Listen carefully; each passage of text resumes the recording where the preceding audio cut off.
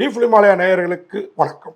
நான் உங்கள் பத்திரிகையாளர் ஆர்எஸ் கார்த்திக். இந்த வீடியோவில் என் அருகில் உட்காந்துருக்கிறது சக்தி சரவணன். வணக்கம். நாங்கள் ரெண்டு பேரும் விமர்சன விவாதம் நிகழ்ச்சியில் பார்க்க இருக்கிற படம் ஆக கடவனே.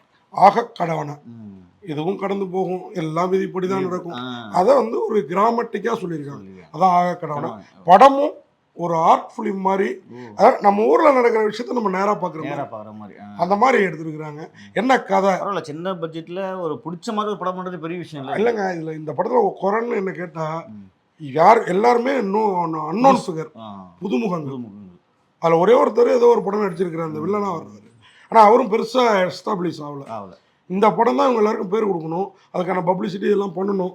இன்னைக்கெல்லாம் படத்தை ரிலீஸ் பண்ணுறதுக்கு பப்ளிசிட்டி கம்மியாக இருக்கு, செலவு பண்ணிருக்கணும் கொஞ்சம். அதான், அதாவது ஒரு விளம்பரம் அந்த மாதிரி இன்னும் கொஞ்சம் கொடுக்கணும். இன்னைக்கெல்லாம் டிவியில் விளம்பரம் கொடுக்குறாங்க, நம்மள மாதிரி யூடியூப் கொடுக்குறாங்க, வெப்சைட்டு கொடுக்குறாங்க, எல்லாத்துக்கும் கொடுக்குறாங்க. இந்த மாதிரி இருக்கிறப்போ ஆக கடவனை உண்மையாக. ஆனால் அது எல்லாத்தையும் இந்த படம் கண்டிப்பாக ஓடிடியில் சக்ஸஸ்ஃபுல்லாக ஓடும், தேட்டர்லேயே ஓடும், அவங்க பண்ணுற பப்ளிசிட்டியை பொறுத்து. ஏன்னா எல்லாமே புதுமுகம். ஏன்னா ஒரு புதுமுகம் நடித்து நல்ல படம்ன்றது நம்ம வாயில் வரதுல பெரிய விஷயம் இல்லை. கண்டிப்பாக. அதாவது 3 இளைஞர்கள் ஒரு மெடிக்கல் ஷாப்பில் வேலை பார்ப்பாங்க. 3 பேருக்கும் நம்ம எப்படியாவது சம்பாரித்து ஒரு மெடிக்கல் ஷாப் வச்சுடணுண்டாங்கிறது லட்சியம். 3 பேரும் சேர்ந்து மெடிக்கல் ஷாப் பார்த்துக்கிட்டு இருக்காங்க. அப்போ அவங்க வேலை பார்க்குற அந்த கடையே விலைக்கு வருது. சரி, இதை வாங்கிடலாம் அப்படின்னு சொன்னால் 6 லட்ச ரூபா சொல்கிறாங்க. சென்னு ஆளுக்கு 2 லட்சம் போட்டு அந்த மெடிக்கல் ஷாப்பை வாங்குறதுக்கு பணம் ரெடி பண்ணிடுறாங்க. அந்த பணத்தை ஒருத்தவங்க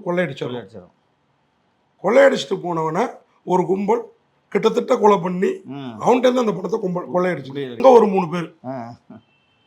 இப்போ இந்த 3 பேர் அந்த 3 பேர் இடையில ஒருத்தர். ஓகேவா? இந்த 3 பேரும் என்னடா அப்படி சம்பாரிச்சு சேர்த்து அங்கங்கே வாங்கி வாயை கட்டி வயிற்ற கட்டி வச்ச காசு போயிடுச்சு, என்ன பண்ணுறதுன்னா ஊர்லேருந்து ஒரு ஃபோன் ஹீரோ, அந்த 3 ஹீரோவில் ஒருத்தருக்கு வருது. வாடா, அவன் லட்சம்னு சொன்னேன், நான் ஒரு 2 லட்ச ரூபா ரெடி பண்ணி தரேன் அப்படின்னு அவங்க அப்பா கூப்பிடுறாரு. 2-3 லட்ச ரூபா ரெடி பண்ணி தரேன், நிலத்தை விற்று, விவசாய நிலத்தை விற்று. உனக்காக தானடா அந்த நிலம் இருக்கு, நீ தான் இங்கே வர போகிறது இல்லைங்கிற, சிட்டிலே இருக்க விற்று தரேன் அப்படின்னு கிளம்பி போகிறாங்க. போகிற வழியில் வண்டி பஞ்சர் ஆகிடுது. இப்போ இந்த 3 பேரில் 2 பேர் அந்த வண்டி பஞ்சர் போடுறதுக்கு தேடுறாங்க.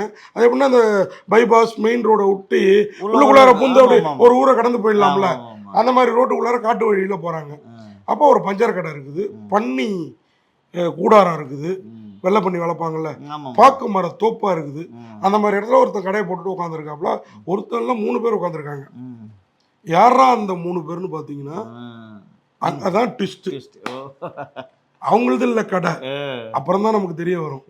இது யூகிக்கவே முடியாது. இப்போ அங்கே வேலை செய்கிற பையன் போவான் வருவான், இவங்களுக்கு அடிக்கடி டிவி வாங்கிட்டு வந்து கொடுப்போம், பஞ்சர் போடுறதுக்கு அவனை அனுப்பி விடுவாங்க. இப்போ இந்த 2 பேரை பார்த்தோன்னா இந்த 3 பேரும் இவங்களை முறைச்சிக்கிட்டே இருப்பாங்க. ஏன் முறைக்கிறோம், எதுக்கு முறைக்கிறோம், அதுதான் கதை. ஆனால் அவங்க யாருன்னு இவங்களுக்கு தெரியும், இவங்க யாருன்னு அவங்களுக்கு தெரியாது. அந்த 3 பேருக்கும் இவங்க யாருன்னு தெரியும், இந்த 2 பேரும் யாருன்னு. ஆனால் இவங்களுக்கு யாருன்னு அவங்களே தெரியாது. அப்போ மாட்டிக்கிறாங்க. வண்டியில் இருக்க பெட்ரோலை பிடிக்கிட்டு விட்டுடுறாங்க. கொஞ்சம் தூரம் போயிட்டு திரும்பி வந்து சண்டை போடுறதுக்கு வராங்க, பெட்ரோல் வாங்குறதுக்கு வராங்க. பையன் கடைப்பையன் தான் திருடிட்டு போயிட்டான், அவன் வரட்டும் அப்படிங்கிறாங்க. கடைசியில் பார்த்தா கடைப்பையன் திருடலை. அப்போ எதுக்காக இப்படி ஒரு சதி பண்ணுறாங்க? என்ன பஞ்சர் கடைக்கு உண்மையான உரிமையாளர்கள் இவங்க தானா? ஏன் இந்த 2 பேரையும் கூட இந்த ஃப்ரெண்டையும் கூப்பிடு, அவனையும் வர வச்சு தாக்குறதுக்கு ரெடியாக இருக்காங்க? ஏன் இந்த 3 பேரையும் இந்த 3 பேர் கரவம் கட்டுறாங்க? ஊர்லேருந்து சென்னையிலேருந்து வந்து வில்லேஜில் மாட்டி 3 பேருக்குள்ள 3 பேர் என்னன்னா, இப்போ மதுராந்தகம் செங்கல்பட்டுன்னு லொக்கேஷன் சொல்கிறாங்க. பாக்கு மரம்லாம் இருக்குது. அவர் எங்கேயோ சேலம் தாண்டி எடுத்துருக்கிறாரு, கோயம்புத்தூர் ரூட்டில். என்ன நல்லா எடுத்துருக்கு. இந்த 3 பேரும் அவ்வளோ பிரமாதமாக நடிச்சிருக்காங்க. இந்த 3 பேரை காட்டிலே அந்த 3 பேர் வில்லனாக வராங்க பாருங்க. அவனுங்க இன்னும் பிரமாதமாக கண்ணிலே பேசுகிறானுங்க தலைவா.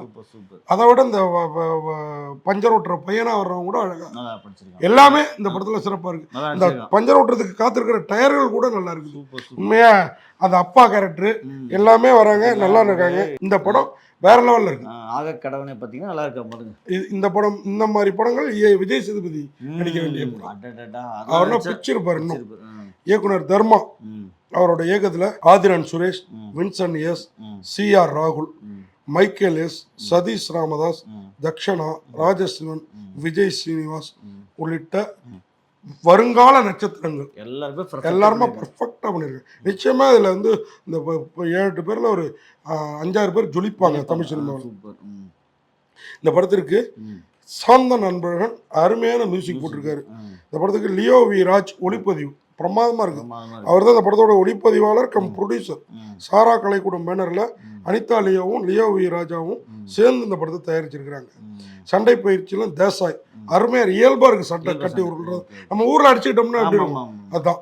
விக்கிங்கிற பாடலாசிரியர் இதில் மாண்டேஜ் சாங்லாம் வருது, நல்லாவே இருக்குது. இந்த படத்துக்கு ஒளிக்கலவை இதெல்லாம் நிறைய பேர் பண்ணியிருக்கிறாங்க. உண்மையாகவே ஆதிரன் சுரேஷ், சிஆர் ராகுல், ராஜேஷ் இவங்க 3 பேர் தான் அந்த மெடிக்கல் ஷாப்பை வாங்க நினைக்கிற நண்பர்கள். இந்த வில்லனா வர நண்பர்கள் யாருன்னு வச்சுங்க, Vincent S, Sathish, Ramadoss, Michael S, 3 பேரும் எல்லாருமே சிறப்பாக பண்ணியிருக்காங்க. மொத்தத்தில் ஆக கடவுளை நல்ல பஞ்சு யோசிக்கணுமே. ஆக கடவுளை இதுவும் கடந்து போகணும், இந்த படத்தை கடந்து போயிட முடியாது. புரியுதா உங்களுக்கு? ஆக கடவுளை ஆகா கடவுள்னா அருமையான படம்னா அப்படின்ற லெவலில் இருக்குது. உண்மையா வாழ்த்துக்கள். தேட்டரில் போய் பாருங்க, இல்லை ஓடிடிக்கு காத்துருங்க. அருமையான படத்தை மிஸ் பண்ணாதீங்க. ஆகா கடவுளை திரைப்படங்கள்ல ஆகா கடவுள்னாங்கிற லெவலுக்கு இருக்குது. நிச்சயமா மிஸ் பண்ணாதீங்க. நன்றிங்கண்ணா, வணக்கம். இந்த வீடியோ உங்களுக்கு பிடிச்சிருந்தா லைக் பண்ணுங்க, கமெண்ட் பண்ணுங்க, ஷேர் பண்ணுங்க, சப்ஸ்கிரைப் பண்ணுங்க.